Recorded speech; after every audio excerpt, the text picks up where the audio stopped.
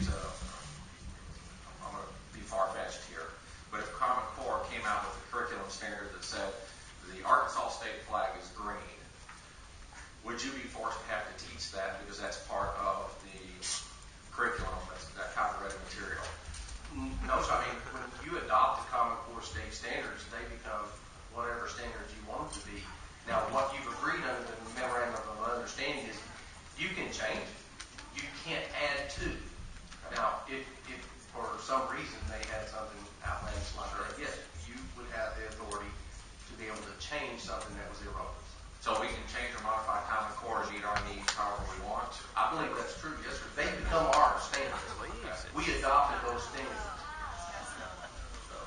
And I'm going to try to finish up here quickly. I've got several.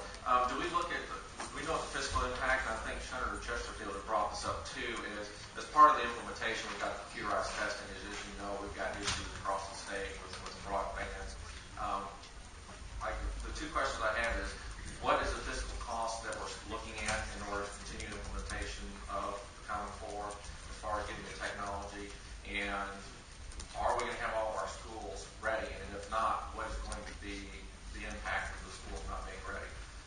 Okay, the technology issue that has been brought to most, I think, concern is the assessment that goes with the Common Core state standards. That's what's been on the front end of a lot of it. Right, practice, computerized testing that they have. Right. We are a part of a consortium of now 22 other states that are a part of HARP. And in that, one of the requirements under our RFP was that the platform that would deliver the assessment would have a low cache option so that you could cache those assessments at secure servers. You could do it within co-ops, you could do it within large districts, so that you didn't have to have the same amount of bandwidth, right? And you could actually go as far as you wanted to go to any school district that you wanted to, so that you didn't have to go outside. So we believe that a lot of that will be addressed. We've also been encouraging districts, after receiving ARA funds, use those funds to get ready for the instruction and the technology that will be needed in the future for instruction as well as the assessment. What we found is that 85% of the school districts that responded to the readiness tool have the equipment to be able to assess those students over that 2-week period or 20-day period to be able to do that. If we don't have that caching system available, then we could have some problems that would exist.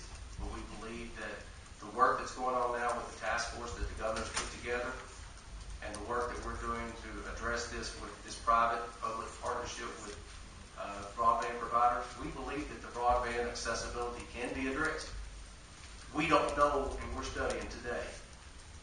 Matter of fact, we've got meetings this week on trying to determine what that cost could be in order to ensure not only that we have that assessment availability, which I think we can address, but the ability to have broadband access for all students across this state where teachers are teaching and they don't have systems shut down and you lose the kids' attention. Right. Those are the struggles that we're currently having in some of our districts. And those are going to be part of the adequacy requirement for this body if we decide that we're going to continue forward with Common Core, that we're going to have to build that into your, you'll have to build it into your budget, obviously, to be able to handle not only the hardware you need to continue, but then going forward, that extra cost and expense that the state's going to bear. So if and when those numbers become available, I'd be interested in saying no. Yes, sir. That report is due in December. Will be brought to this body. Okay, thank you. I look forward to that. And one last question and I'll yield back to the chair.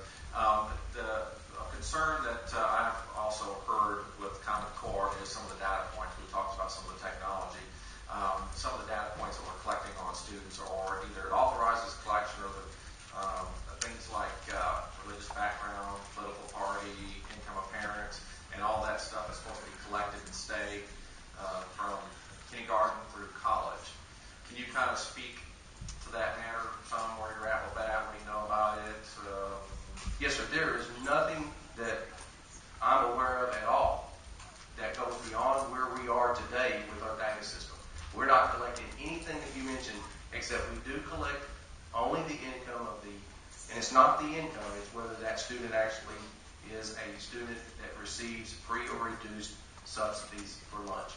We don't record in the data system what that parent's income is.